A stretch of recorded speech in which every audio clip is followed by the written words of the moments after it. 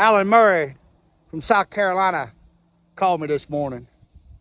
He was telling me a story about how he grew up with an older uncle that always liked to play pranks on him. And the little small town where Alan grew up, where they wore God and glory and the country on their chest like they did aftershave, his uncle told him to get that army blanket. It had a hole in it, and to crawl under the fence and lay there until that bull come up, and then to stand up and look through the blanket to see the bull.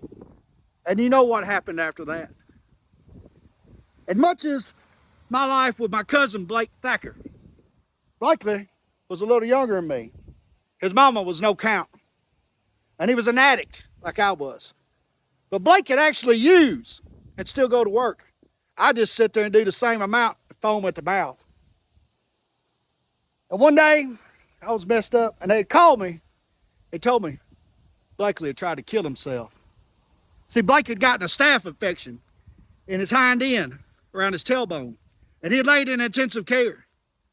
And he just felt like his life was unrepairable. And so they put him in the hospital after the attempt, and he came home about a week later. And he told everybody, "Hey, I'm done. I've changed.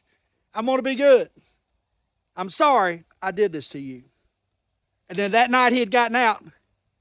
He went over to his house, and he killed himself. He had put 12 patches of fentanyl on him. He had shot a major amount of narcotics and ended his life. I'll never understand why. I would have thought, hey, if you survived death one time, you would have been praising Jesus. You'd have been like, hey, this is the ticket. But Blakely felt like he was broken. He was beyond repair. When someone does that the second time or the first time, if they're successful, it's like the world flips on its end. It's incomprehensible that you would leave us alone. The ones that love you and cry out to you. It's not even fair. It's not the solution. Live strong, be free, fluent English.